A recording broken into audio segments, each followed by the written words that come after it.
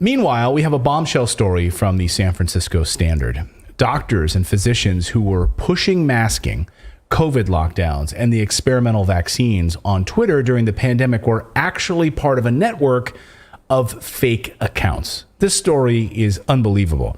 An amazing story by the San Francisco Standard that has this expose shows that a number of these fake LGBTQ doctor accounts were nothing more than bots pushing the establishment COVID narratives. And I love that they weren't just random fake doctors. The bots had to be LGBTQ doctors? Because that's the moral authority that we all listen to. I guess to try to make it more real somehow. I don't even know. Because they know they can probably get the left on tweet campaigns over that, because it's like, it's LGBTQ. We got to help them. We got to fight. Share this. So, you had these bot doctors talking about how they had like their spouse had a heart attack and so forth. Well, it turns out that a lot of those accounts were totally fake. And the doctors themselves never existed. And you can't even make this up. This is unbelievable. So here is the San Francisco Standard story. These doctors pushed masking COVID lockdowns on Twitter. Turns out they don't exist. Here's just a few examples of, we'll kind of go through this story here. So I'm just going to read from this because it's so good. Last month, Dr. Robert Honeyman, that's his name, lost their sister to COVID.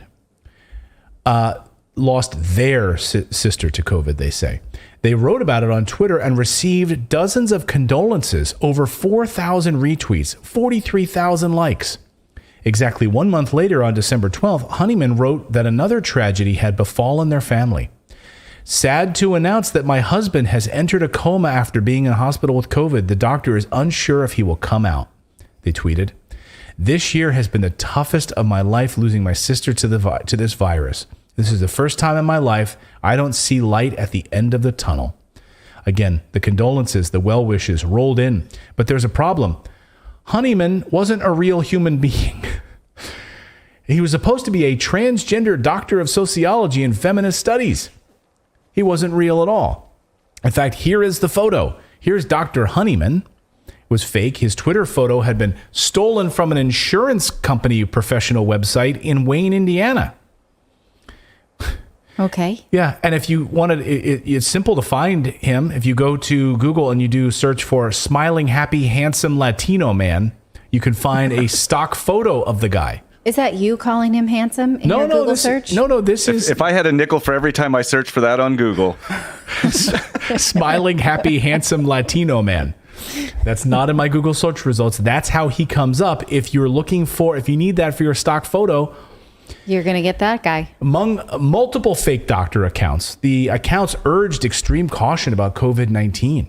They were a part of a network, they write, of at least 4 fake accounts that touted their ties to the LGBTQ plus community and vocally advocated for mask wearing, social distancing, dished out criticism to those who they felt were not taking the pandemic seriously. The fake doctors were uncovered by Joshua Gutterman, a self-described gay writer pursuing a master's of fine arts. He saw Robert Honeyman's tweet about their husband being in a coma, noticed people he followed also followed them, and he thought they may be part of the community. But after 10 minutes of Googling, he figured that Robert Honeyman's photo was a stock image and their biography was stretched the boundaries of believability. And basically, like, all of these fake accounts are out there pushing this COVID narrative, all of these bots. What Michael Schellenberger calls COVIDism.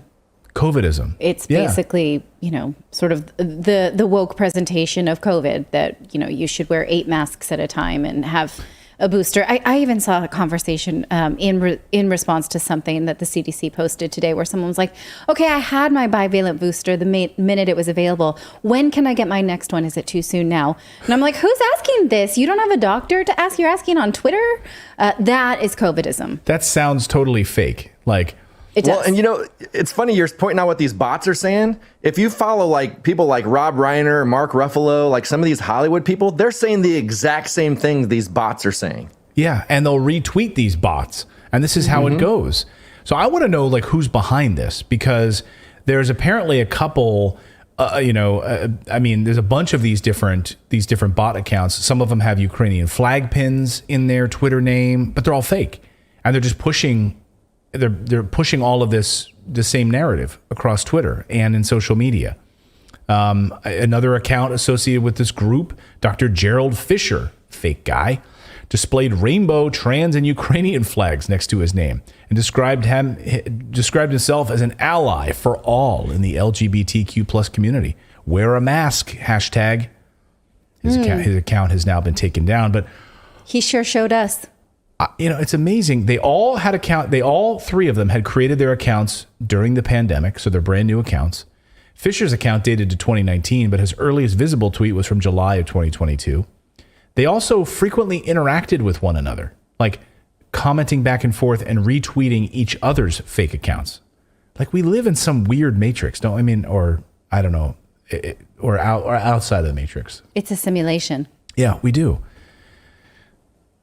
I don't know. You guys have any more thoughts on this? I mean, it's strange because, well, it's in the same timeline of some of the Department of Defense fake foreign accounts that we know now that the U.S. government uses to sow discord in other countries. It tracks with this timeline. So could it have been U.S. government? Maybe. But it was at the ready pre-pandemic. So that is also super fishy. Right. So I don't know. There's a lot of questions there.